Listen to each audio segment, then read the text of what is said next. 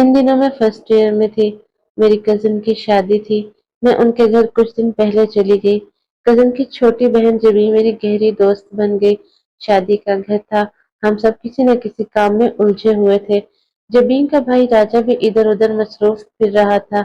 अपने इखलाक की वजह से वो मुझे अच्छा लगने लगा, क्योंकि वो बहुत बदतमीज और हद में रहने वाला लड़का था। मैं इसको बहाने बहाने से देखती। अगर वो मुझको देख लेता तो मुंह दूसरी तरफ फेर लेती। शादी से एक रोज कबल, ये मगरिब से जरा पहले का वक्त था, जबी ने कहा, छत पर कमरे में मैंने ढोलक रखी है, तुम जरा जाकर ले आओ, रात को गीत गाएंगे। मैं भागती हुई सीढ़ियां चढ़ने लगी। आखिरी सीढ़ी पर अंधेरा था।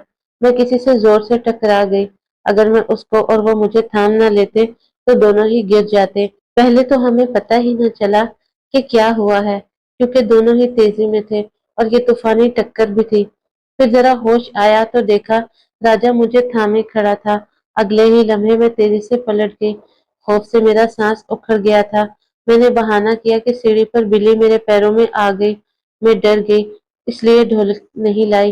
ये सुनकर सब लड़कियां मेरा मजाक उड़ाने लगी कि सीढ़ी में बिल्ली ही थी ना, कोई जिन तो नहीं था।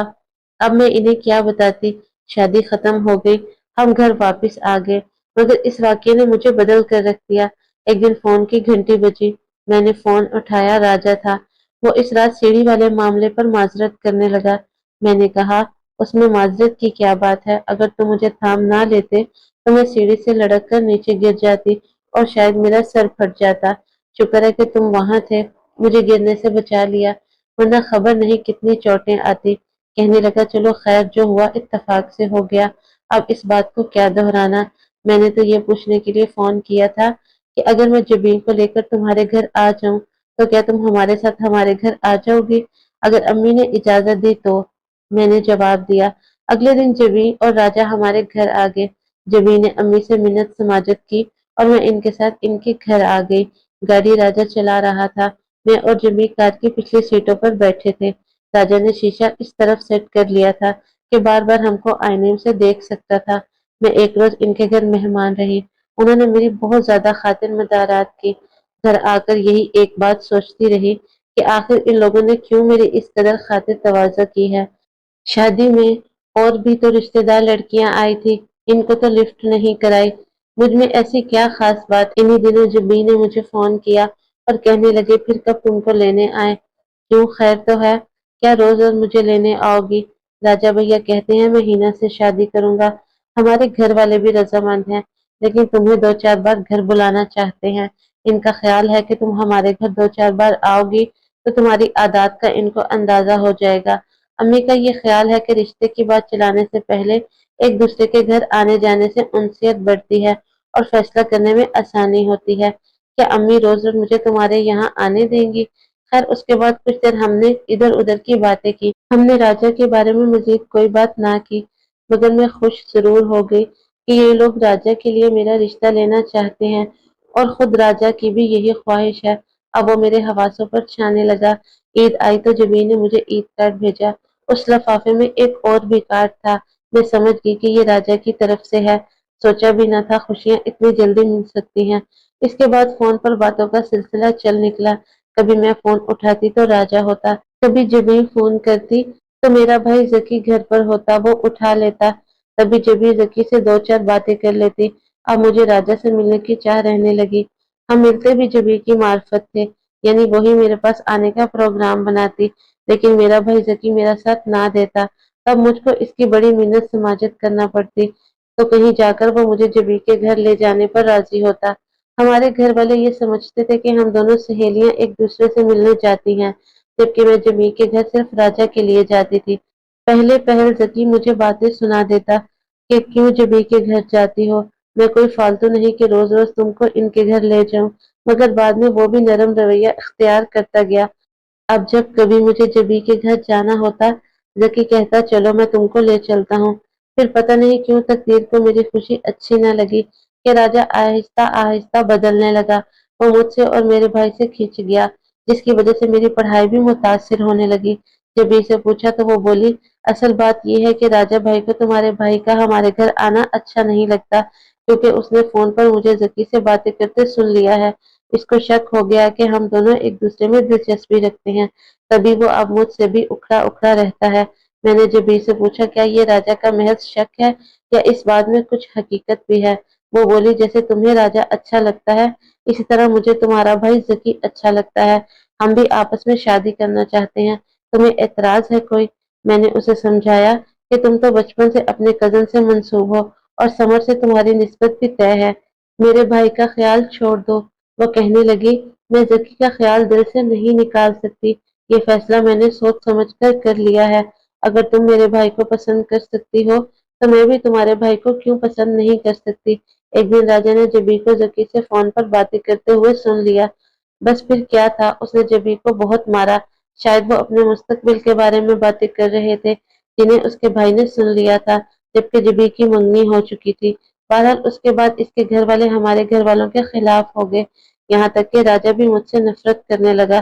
اور سمجھا جس طرح اس کی بہن نے ہمیں قریب لانے میں کردار ادا کیا ہے، اسی طرح میں نے اس کی بہن اور اپنے بھائی کو قریب لانے میں کردار ادا کیا ہے۔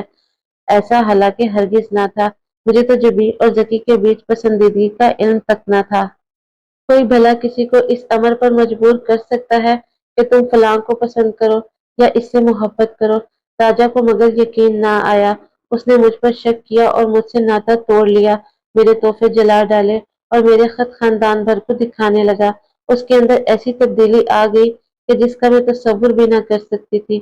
وہ جو مجھ سے پیار کرتا تھا، جب اچھا تھا تو بہت اچھا تھا، اور اب برا بنا تو بہت برا بن گیا۔ میں ان دنوں کو یاد کر کے رو دیتی تھی جب وہ اپنی بہن سے منتیں کرتا تھا کہ ہنا کے گھر چلو، ہم اسے لے آتے ہیں۔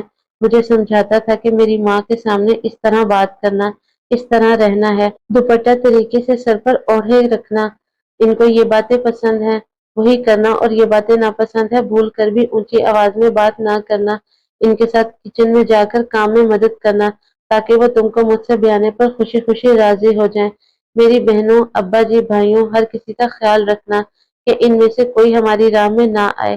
یہ وہی تھا جو اب ہمارے سارے خاندان سے متنفر ہو گیا تھا۔ ذکی کو تو وہ گولی سے اڑا دینا چاہتا تھا۔ میں ان دنوں کو یاد کر کے روتی تھی جب وہ مجھ کو قسمیں کھا کر یقین دلاتا تھا کہ میں کبھی نہ بدلوں گا، ہمیشہ تم سے محبت کرتا رہوں گا، مجھ پر بھروسہ رکھو، میں تمہارے لیے ایک بہت خوبصورت گھر بناؤں گا، ہم اس کو سجائیں گے، خود محنت کروں گا، خوب کماؤں گا، تم کو ساری دنیا کی سیر کرواؤں گا۔ کیسے کیسے خواب تھے ہمارے جن کے لیے وہ اپنے والدین کو راضی کرنے میں لگا ہوا تھا۔ میں کہتی تھی کہ تم اتنا نہ اپنے ماں باپ کو مجبور کرنا کہ وہ تم ہی سے ناراض ہو جائیں، وہ مجھ سے ناراض نہیں ہے، ہم نے محبت کیا اور ہم شادی کرنا چاہتے ہیں، اور یہ کوئی جرم نہیں ہے، یہ تو ہمارا حق ہے، اور میرے والدین اتنے سمجھدار ہیں کہ وہ اولاد کے اس حق کو تسلیم کرنے پر راضی ہیں۔ راجا کی یہ باتیں میرا دل بڑھاتی تھی کیونکہ میرے ماں باپ ان کے قریبی رشتے دار تھے، وہ بھی دل سے چاہ رہے تھے کہ راجا کے والدین میرا رشتہ مانگ لیں تو وہ انکار نہیں کریں گے۔ کیا خبر تھی کہ سب کچھ اتنی جلدی چوپٹ ہو جائے گا، خوشیاں ہمارے قدموں کو چھو کر لوٹ جائیں گی۔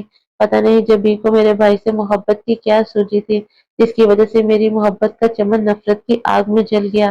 اب تو راجا بالکل بدل گیا تھا، وہ مجھ سے روتا دیکھ کر نفرت سے منہ پھیر لیتا تھا۔ ایسے میں کیا اسے مناتی، کیا دل کا حال کہتی، اور کیا شکوے شکایت کرتی یا اس کی سنتی؟ اس نے جبھی کو سختی سے روک دیا کہ ہمارے گھر آنا تو دور، وہ فون پر بھی مجھ سے بات نہ کرے گی، اس نے ہم سے سارے رابطے ختم کر دیے اور میرے بھائی کے لیے اپنے دل میں بغض ہی نہیں دشمنی پال لی۔ وہ اب ذکی کو ذلیل کرنے کے چکر میں لگا تھا جس کا میں تصور نہ کر سکتی تھی۔ پھر اس کے ہاتھ ذکی کا ایک خط لگ گیا جو میرے بھائی نے اس کی بہن کو لکھا تھا۔ بس پھر کیا تھا، جو لاوا اس کے اندر جمع ہو رہا تھا پھٹ کر باہر آ گیا۔ ایک دن اس نے ذکی کو میدان میں جا لیا جہاں وہ اپنے دوستوں کے ساتھ کھڑا تھا، راجا کے ہاتھ میں چھرا تھا، اس نے جاتے ہی میرے ویر پر حملہ کر دیا، چھرا اس کے بازو میں لگا، اس کے دوستوں نے مل کر راجا کو قابو کیا اور چھرا اس سے چھین لیا۔ ذکی کے بازو میں گہرائی تک زخم آ گیا، خون بہنے لگا، کوئی ایسی رگ کٹ گئی تھی کہ خون رکتا نہ تھا۔ دوست گاڑی میں اسے ہاسپٹل لے گئے اور پولیس کو بھی اس وقت فون کر دیا۔